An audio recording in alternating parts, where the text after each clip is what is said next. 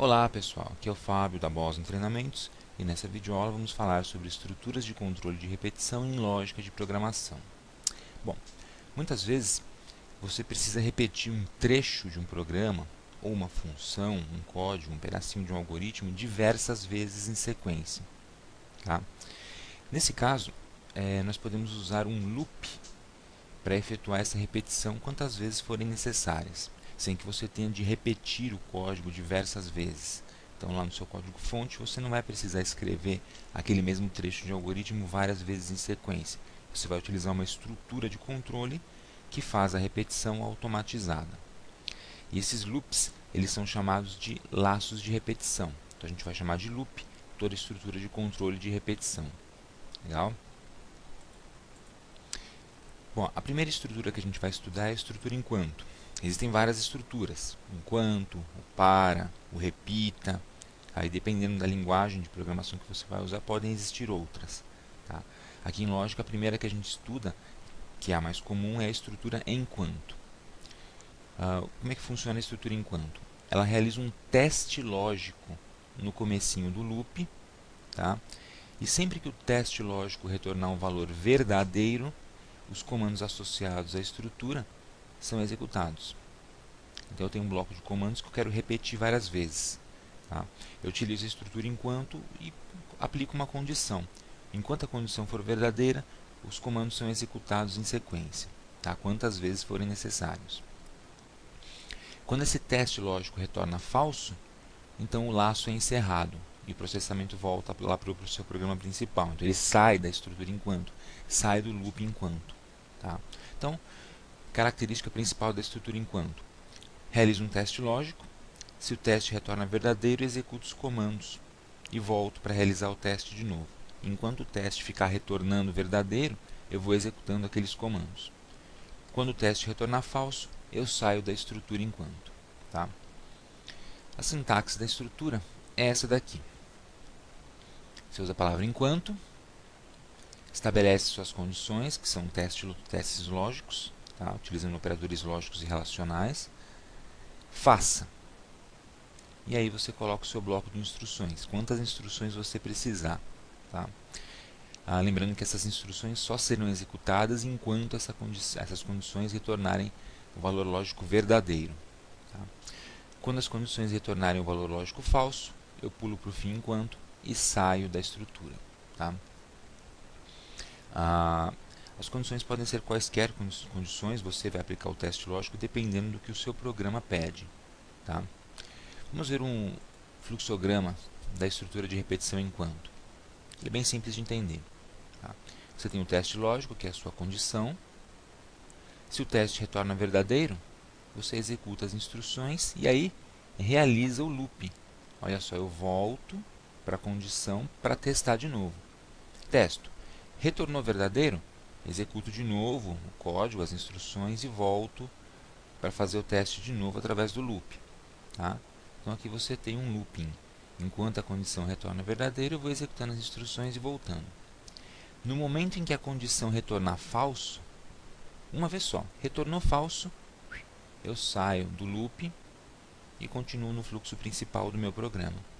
Tá? Eu saio do loop por aqui e acabou.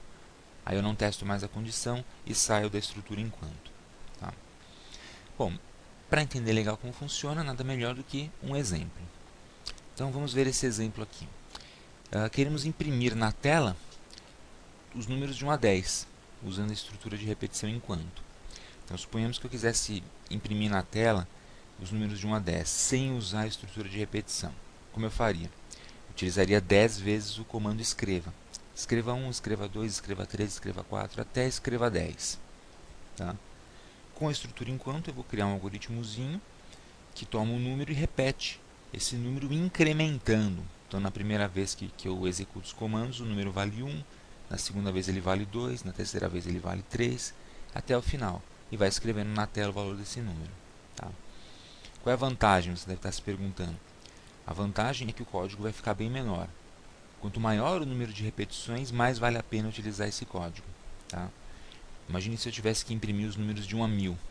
Sem usar a estrutura de repetição, deveria colocar escreva 1, escreva 2, escreva 3, até escreva 1000. Ao passo que, usando a estrutura de repetição enquanto, o código para escrever 5 números ou 50.000 é o mesmo, basicamente. E é esse aqui. Então, algoritmo números de 1 a 10. Declarei uma variável só, chamei número do tipo inteiro. Inicio o programa. Uma peculiaridade. Eu preciso inicializar essa variável. Tá? Ela tem que ter um valor antes de eu entrar na estrutura enquanto. Por quê? Porque a primeira coisa que a estrutura enquanto faz é realizar o teste lógico. Então, para poder realizar esse teste lógico, a minha variável de controle ela precisa ter algum valor associado já. Então, eu inicializei com o valor 1. Tá? Na prática, você pode inicializar com o valor que você quiser, depende do programa que você está escrevendo. Então, inicializei com o valor 1. E aqui eu entro na estrutura de repetição. Então, eu faço assim. Enquanto o valor da variável num for menor ou igual a 10, faça. Por que menor ou igual a 10? Esse aqui é meu critério, é minha condição. Tá? Eu coloquei menor ou igual a 10 porque eu quero imprimir os números de 1 a 10. Então, no início, num vale 1. No final, ele vai valer 10. Quando ele valer 11, essa estrutura aqui ela vai me retornar falso e vai sair do loop. Mas enquanto ele valer um valor menor ou igual a 10, os comandos nesse bloco serão executados. E o primeiro comando é escreva num. Então, a primeira coisa que ele faz é escrever na tela o valor da variável num. Tá? A variável num, a princípio, vale 1. Então, ele escreve na tela 1. Na linha de baixo, eu incremento o valor da variável num, que é uma variável de controle. Então, num recebe num mais 1. O que significa isso? Que num vai receber o valor que tinha dentro dele anteriormente, acrescentado de 1. Portanto, se valia 1, passa a valer 2. 1 mais 1, 2. E eu armazeno o valor 2 em num. E aí eu volto o loop e realizo de novo o teste lógico. Num é menor ou igual a 10? Agora num vale 2. 2 é menor ou igual a 10. Então ele executa o bloco de código outra vez. Escreve o número na tela de novo, o 2, e incrementa mais uma vez. Então, num que valia 2, agora passa a valer 2 mais 1, 3. E roda o loop. Faz o teste lógico de novo. Tá? E assim por diante. Até num valer 10. Quando num valer 10, o teste lógico vai retornar verdadeiro uma última vez, porque 10 é igual a 10. Ele vai escrever na tela o valor 10 e vai incrementar a variável. 10, que é o valor de num, mais 1 é 11. Então, num passa a valer 11. Faço o loop e executo o teste de novo. 11 é menor ou igual a 10? Não, 11 é maior. Retornou falso. Nesse momento, eu saio do loop enquanto, fim enquanto, e continuo executando o restante do programa ou finalizo o algoritmo. Legal? Então, não tem muito segredo, não.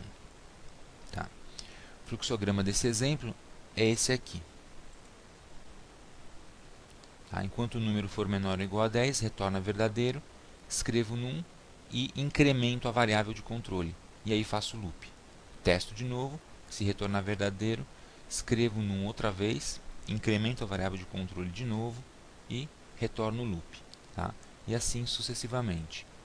Quando o num deixar de ser menor ou igual a 10, quando ele passar a valer 11, por exemplo, esse teste lógico retorna falso, e aí eu vou tomar esse outro caminho. Tá? Saio do loop, não executo os comandos e prossigo aí a execução do meu programa. Beleza? Bom, vamos implementar esse programinha lá no Visual G para a gente verificar a funcionalidade. Então eu vou chamar esse algoritmo aqui de números de 1 a 10. Vou declarar minha variável num, do tipo inteiro nesse caso, num. Agora vamos colocar os comandos. Opa. Bom, primeiro passo, inicializar a variável, porque ela tem que ter um valor a princípio para ser utilizado como teste lógico. Lembre-se que a função enquanto, ela realiza o teste lógico no comecinho. Então, a primeira coisa que ela faz, testa. Tá? Se o teste retorna verdadeiro, aí executa o bloco de comandos. Se retorna falso, sai da estrutura. Então eu preciso ter um valor já associado. Tá? Então, num recebe 1. E aí eu vou escrever enquanto num menor ou igual a 10, que é meu teste lógico, faça. Aqui no Visual G você utiliza o faca, tá? Não utiliza o caractere especial C cedilha. Faça o quê? Escreva, deixa eu colocar uma indentação. Escreva num. Escrevo na tela o valor que a variável assume naquele momento, tá?